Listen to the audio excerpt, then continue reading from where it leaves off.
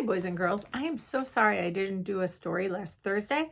I was on a little trip with Mr. Kosak and my brother and his wife. We had a really good time. We did a lot of hiking in the nice weather, so it was very fun. Our story today is called Little Red Ruthie. And it says a Hanukkah tale. Hanukkah is a holiday that Jewish people celebrate. I believe the last night was last night. And they are celebrating that some people called the Maccabees were able to win a battle and then get their temple back. So that's what this is about. Very fun story. Little Red Ruthie. And I won't be surprised if you'll know that if you find that it reminds you of another story that we read. It was a chilly winter in the northern woods, but Ruthie did not mind. Every year, she and her grandmother made latkes together for Hanukkah. Today, she was on her way to Bubby Basha's house on the other side of the forest. Latkes are potato pancakes that people make for Hanukkah.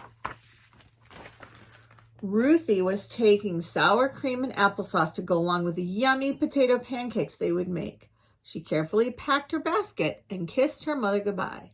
"Stay safe, my little red Ruthie, and stick to the path." "I promise, Mommy," she said. She skipped along the trail. Snow began to fall. Soon a white blanket covered the ground, causing Ruthie to lose her way. Suddenly, something jumped out from behind a tree. Ruthie found herself face to face with a wolf.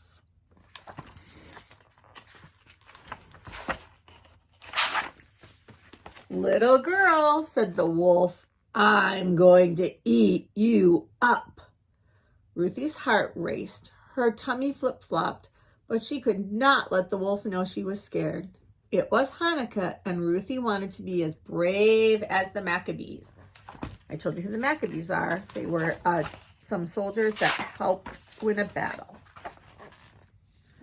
Being a clever girl, she offered a smart and speedy reply. "Mr. Wolf," she explained, "under my puffy coat, I am actually skinny as a twig, but I'm on my way to cook latkes with my Bubby Basha. Each day of Hanukkah, I plan to eat a plate full of delicious potato pancakes. When the holiday is over, I am sure to be as round as a pancake myself. If you wait just 8 days, you are guaranteed to have a better meal. Why not eat me then?" Bubby Basha means my grandma. Bubby is grandma. Basha, I think, is her grandma's name. Her words were so enticing, the wolf agreed. He even let her out of the thicket and back onto the trail. But his stomach began to rumble. In the distance, his tasty morsel was disappearing. "Deal's off," he declared, leaping through the forest and arriving at Bubby Basha's cottage before Ruthie. Perhaps he would eat her grandmother first.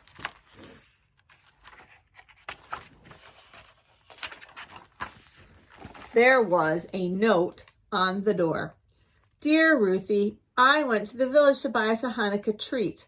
I will be back soon. XXX, Bubby Basha." The wolf could not read. Finding no one at home was a big disappointment. While waiting for Ruthie to arrive, he entertained himself by trying on some of Bubby Basha's clothes, admiring himself in the window. In the mirror. I'm sorry, not the window. Admiring himself in the mirror. Ruthie, on the other hand, was an excellent reader. Learning that her grandmother was running an errand, she was surprised to see a light inside the cottage. She peered through the window and recognized the wolf. "I must be as brave as the Maccabees," she reminded herself. Pushing aside a wave of fear, Ruthie greeted the wolf like an old friend. "Mr. Wolf, how hungry you must be to come all this way. Before you gobble me up, allow me to fry up a platter of luscious latkes. Once I am gone, you won't have the chance to enjoy their heavenly taste." That sounded delightful. But the wolf was used to eating his food raw. "Hurry up," he demanded, "and skip the frying part." "We can't," Ruthie insisted. "A latke is not a latke unless it's fried. Oil is very important in the Hanukkah story." No one had ever shared a story with a wolf, so Ruthie told him the tale of the Maccabees' victory. When the Maccabees took back their temple, she explained, they discovered a tiny bit of oil. Nobody believed that it could provide light for more than one day, but it lasted for 8 days. That is the Hanukkah miracle, and that is why you must wait while I prepare a treat that's crispy on the outside and silky smooth on the inside. The wolf was an impatient sort, but he agreed. He even sat down at the kitchen table where Bubby Basha had already laid out the ingredients: potatoes, onions, egg, and flour. Ruthie was thankful for all the time she and grandmother had made the latkes together, but could she make them by herself? As she worked, Ruthie found she remembered the entire recipe by heart. Soon the irresistible aroma of the sizzling latkes filled the room.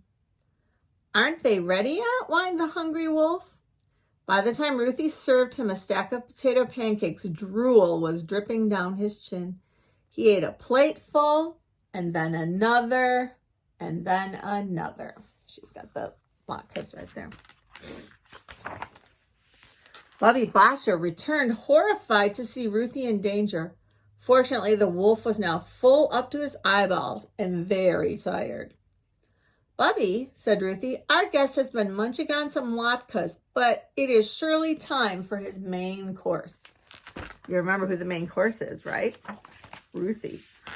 No, thank you, stammered the wolf. He wanted nothing more than some fresh forest air as he headed for the door. What a pity you must leave, said Bubby Basha, but we can't send you on your way without a treat. She reached into her bag and pulled out a jelly donut and placed it in the wolf's paw. Enjoy this tomorrow, she said, ushering him outside. Ruthie breathed a sigh of relief. After plenty of hugs and kisses, Ruthie and her grandma lit the first Hanukkah candle and sat down at the table. So there's the menorah. This is called a menorah. And there are 8 branches on it for the 8 days. Thanks to Little Red Ruthie, dinner was ready and it was delicious. This is the helper candle. It helps light the other candles. I've had latkes. Our neighbors are Jewish and they bring them to us every year. They're so delicious. Good night, boys and girls.